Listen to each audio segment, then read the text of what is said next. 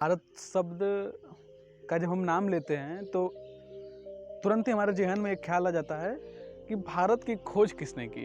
ये हम 8 में थे, 10 में, 11 में, 12 में, जहाँ पर भी जो इतिहास पढ़ते होंगे वो अवश्य जानते होंगे कि भारत की खोज किसने की थी। भारत की खोज वास्को डी गामा ने की थी। वास्को डी गामा के बारे में आज बात करेंगे हम और आपको बताएंगे कि भारत की खोज कैसे हुई, क्यों हुई और उससे भारत को फायदा हुआ या नुकसान।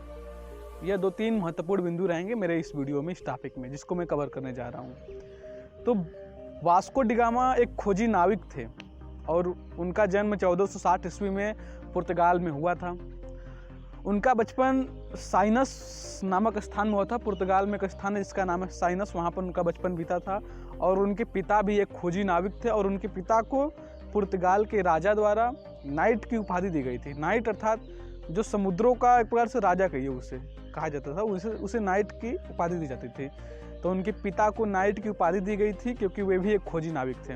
और वास्को डी गामा बाद में जब बड़े हुए तो अपने पिता के ही व्यापार कारोबार को संभालने लगे। वो भी एक खोजी नाविक जो समुद्र में देशों को खोजने के लिए, रास्तों को खोजने के लिए नाव जाते थे, उनके प्रमुख हो गए, हेड कमांडर हो गए। अब कुछ लोग कहते हैं कि भारत की खोज क्यों हुई थी। तो भारत की खोज का सबसे प्रमुख कारण था मसाला। यहाँ के मसाले इतने ज़्यादा प्रचलित थे, कहा जाता है कि शायद इस समय सबसे ज़्यादा प्रसिद्ध क्या चीज़ है? सोशल मीडिया ज़्यादा प्रसिद्ध है। इससे ज़्यादा प्रसिद्ध, इससे 10 गुना ज़्यादा प्रसिद्ध थे मसाले भारत के। इतने ज़्यादा प्रसिद्ध थे और वो भी यूरोप में। तो क्या था कि अरब देश के जो लोग थे, तुर्की, सऊदी अरब, ऐसे टाइप के जो देश थे, फारस, इराक, ईरान, ये देश हमारे देश आते थे, हमारे यहाँ से मसाला खरीदते थे और यूरोप ले जाकर बेचते थे ऊंचे ऊंचे दाम पर। मान लीजिए भारत से वो 10 रुपये में खरीदे तो यूरोप में सीधे 100 रुपये में बेच रहे हैं, 10 गुने मुनाफे कमा रहे हैं। तो यूरोपियों ने वहाँ से प्लान किया कि नहीं, हम डायरेक्ट जहाँ से आप खरीद के ला रहे हो वहीं से हम भी खरीद के लाएंगे। तो कुस्तुनतुनिया होते हुए वे लोग भारत आना शुरू किए। लेकिन बाद में तुर्की और फारस के बीच झगड़ा हुआ और कुस्तुनतुनिया के रास्ते पर बैन लगा दिया गया। एकमात्र रास्ता था जो कि भारत को यूरोप से जोड़ता था। अब यूरोप को चाहिए भारत से सामग्री, मसाला व्यापार करना था और कोई रास्ता था ही नहीं। तो उस समय बारालोइमियम डियास नामक एक व्यक्ति था, खोजी नाविक था। उसने सलाह दिया पुर्तगाल के राजा को कि हमें समुद्र के द्वारा भारत की खोज करनी चाहिए। और वो जो व्यक्ति बारालोइमियम डियास था, उसने Cape of Good Hope, Mombasa की खोज की थी। दक्षिण अफ्रीका महाद्वीप के तट पर है ये केप ऑफ गुड होप।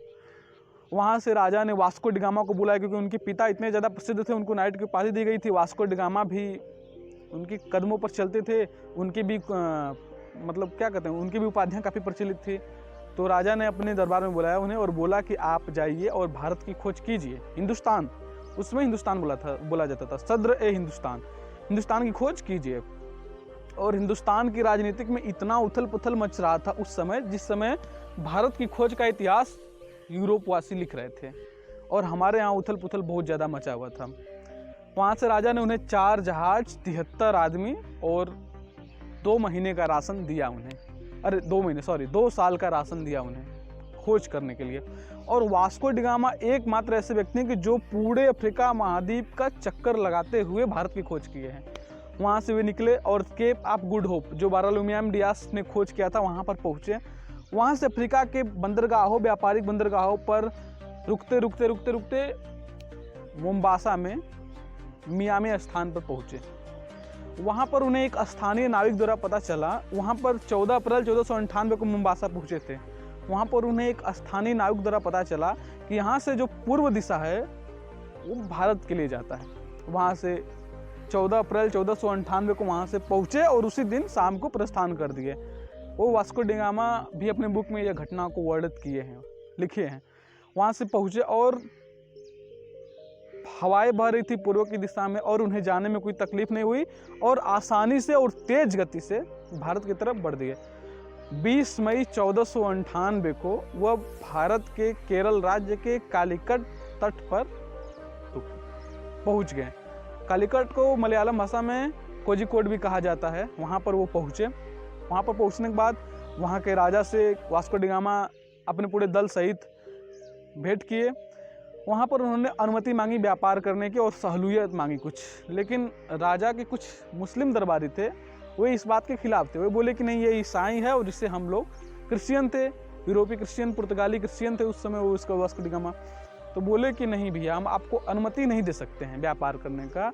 तो वहाँ से वो अगस्त 1498 में वापस अपने देश की तरफ चल दिए। अब वो जब वापस आए तो वही पूर्वी हवाएं पूर्वी दिशा की तरफ बह रही थी। उन्हें वापस आने में इतनी ज़्यादा कठिनाई हुई कि उनके 73 आदमियों में एक भी आते समय कोई न किसी की मौत हुई, ना कोई बीमार हुआ, लेकिन जाते समय 53 से 55 आदमी उनके मर गए बीमारियों से ग्रसित होकर के। कुछ लोग बचे। और भारत की खोज उन्होंने मात्र 10 महीने में की थी।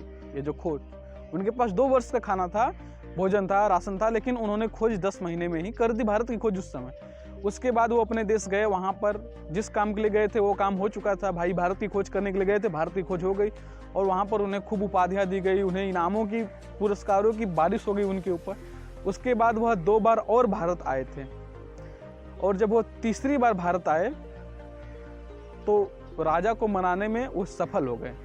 अर्थात 1524 ईस्वी में जब भारत आए थे तो राजा को मनाने में सफल हो गए, और वहाँ पर पुर्तगाली अपना व्यापार, शक्ति सब कुछ लगे बढ़ाने, और वहाँ से पुर्तगाली हमारे देश में मजबूत होने लगे।